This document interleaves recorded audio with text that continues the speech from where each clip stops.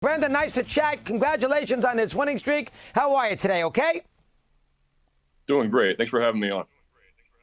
You got it. I thought after that unbelievable stretch against the Angels, and I did see the last at-bat scenario when you got all those two-strike hits in the ninth inning, I thought maybe a little flat in Chicago, and you picked up where you left off. Those are two tricky games against a team that's in the second division off a big winning streak on the road, and you showed your mettle. Thoughts on those two in Wrigley Field? Let's start there.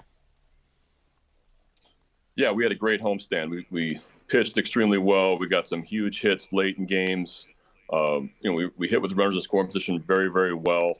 We played really well at home. And, when we go to Wrigley, where the Orioles hadn't been there since 2014, so most of my players had never played there. I think that really helped in playing in a Wrigley environment. We had a lot of Baltimore fans there also, which was great to see, and our fans are behind us. So played well in two games in Chicago, and now we're in Tampa.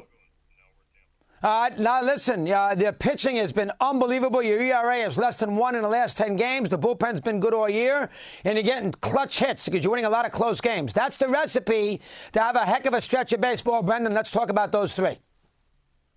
Well, yeah, it all starts with pitching, and we've pitched extremely well this year, and lots been made about our bullpen and how good they've been, and rightfully so. These guys we talked about last time we were on, but just how it kind of looked. Some of these guys came out of nowhere a little bit and are taking advantage of this major league opportunity, and just really, really pleased with how we've pitched out of the pen. And our rotation has done a great job. We've kind of mixed and matched and done a really good job. Lost John Means for the season, right when the season started, and that was our opening day starter. And these guys have picked it up and kept us in games. They've done a great job in the rotation as well.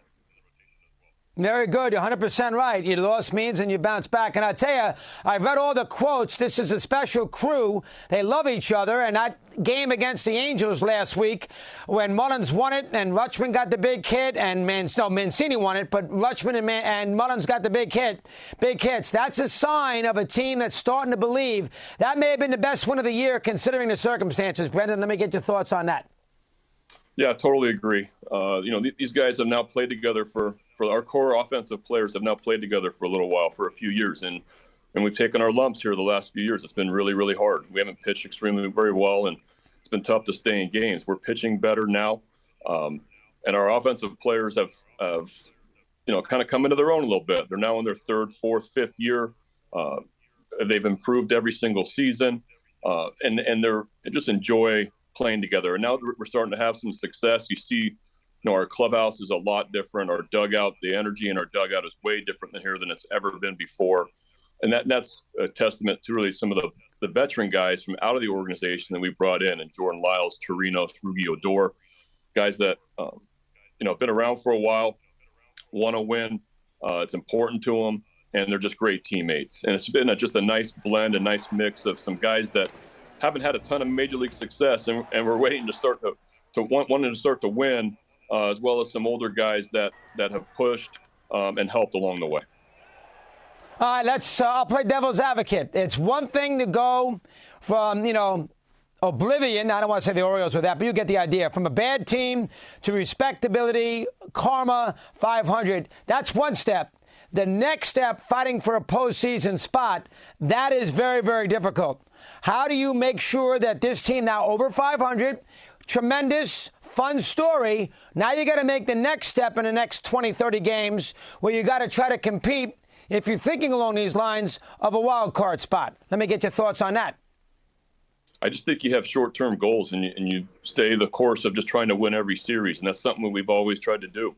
And we're facing Tampa tonight at 7:05, and try to win tonight, and then go on to the next day. I'm not looking big picture. We still have so much of the season left. We play in the toughest division. We have the hardest schedule in the game. I'm just looking at one day at a time, honestly. I know it's a cliche, but that is true. I'm really happy with how our team has played so far, especially the last couple months, and I just want to continue to play this way. Do you think the Orioles front office, if you stay this hot in the next 2 weeks, do you actually see them adding a piece or two to help the team out in the last 2 months of the year, Brendan? Are we at that point where the Orioles might add a player or two to see if you can make a run for a wild card? It's not that far off. It's only a couple of weeks. Could you see that? Let me hear. I think anything's possible. I don't think anybody thought that we'd be in the position we are in right now. I know that our front office is always going to look big picture and do whatever's best for the team and for the organization. So I'll leave that in their hands. We'll see where we are as we get closer to the deadline. But I'd just love to finish this first half strong, play well here in Tampa, and kind of see where we are from there. All right, a lot of managers don't want days off a 10-game winning streak. You had a day off in Southwest Florida. Good or bad for the weekend? Let me hear. No, I think any time you can have a day off right now, it's important. We've thrown a lot of innings out of our bullpen, and so anytime I can give those guys a break, I know they'll take it, and I'll love to give it to them because they've been so great for us all season and so important for us that when we can get a day off, I think it's extremely important. So even though we just kind of had one, it's not the ideal time, but I don't think it's going to affect us going into this series. What's Brandon Hyde do for the All-Star break? I don't think you're on the staff, so what do? You get a little break, you start the second half at home, so no planes on Wednesday or Thursday nights. You take a little blow. What does Brandon Hyde do? You got to take a break with the family. You're away from your family for so long that this All-Star break comes at a great time, and looking forward to seeing my wife and my kids and just spending a few days hanging out with them. Good job. And keep up the good work. You feel a little better about that if you can win 2 out of 3. Excellent job. We'll keep an eye on it, Brendan.